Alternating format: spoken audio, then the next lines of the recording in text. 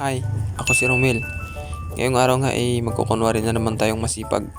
Ayan at kinukuha ko na yung mga cake na ginawa ko. Di joke lang. Ayan mga idol, ito nga pala yung nagawa nating mga cake nakaraan. Di joke lang. Ito yung mga bato or simento na binutas-butasan para pabahayan ng lobster. Kasama ko nga pala dyan si Uncle. Nagkikipagkwentuhan siya sa akin about sa mga nakakuha ng maraming lobster. Ayan, napakaswerte nga nila dahil nakauna sila. At yung presyo ng lobster ngayon ay umabot na ng 80 pesos.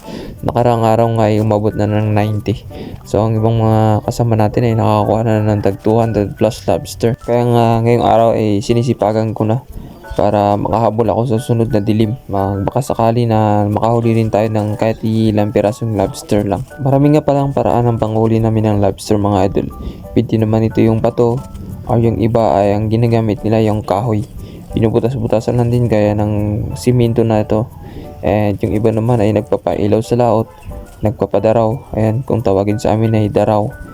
Nahuhuli rin po sila sa gamit yung mga lambat na inilalagay gaya ng sa tangkal. Gagawa nga pala ako ngayon ng pabahay. Ito, inalis ko nga muna yung mga finish na para may mapaglagyan ako ng mga bagong gagawin ko. Sa estimated ko nga mga idol ay nakagawa na ako ng nasa 250 plus na bato. Ayan, dadagdagan pa natin ng huling isang sako ngayong araw. Sa isang sako nga ay nakakagawa ako ng 90 plus. Yung mga unang nagawa ko ay 80 plus lang.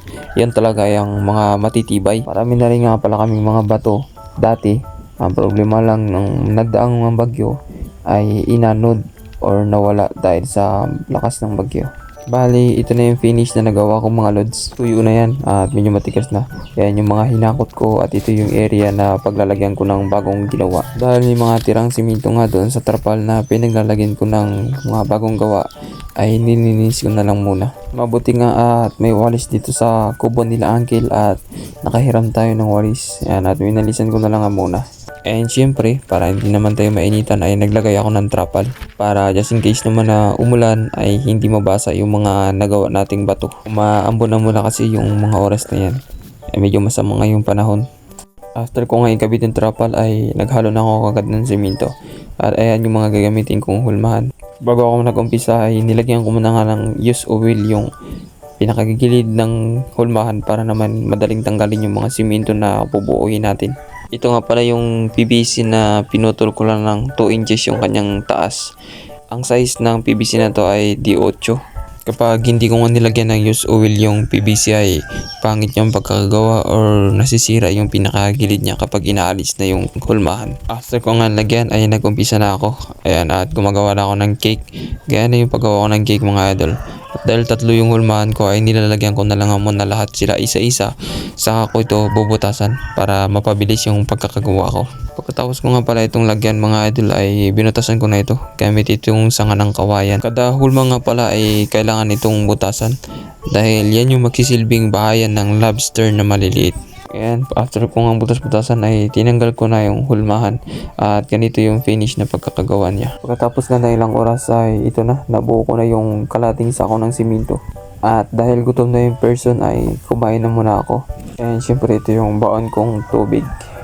Finally, after ko nga kumain ay nagtrabaho ako. Kaya masakit na nga likod ko dyan. Ito nga pala yung last one na bato na bubutasan ko. Masaya na nga akong mga oras na yan mga idol. Dahil naubos ko na yung 4 na sako ng simento. Tapos na rin mga lods. So ayan. Bibilangin na natin kung ilang piraso yung nagawa natin.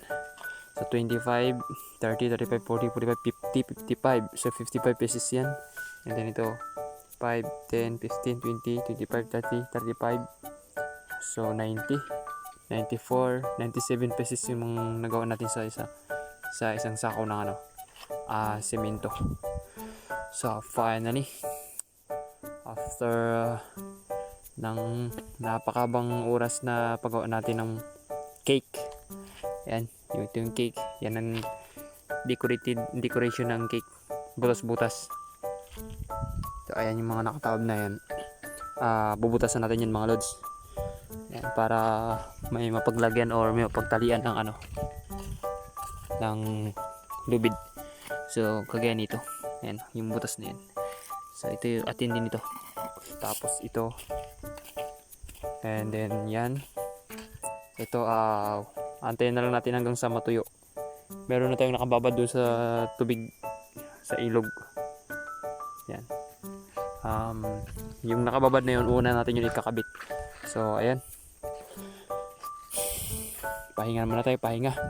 Ito, hakakutin ko na to lahat para mabutasan ko na. Thank you for watching mga lods. See you next video.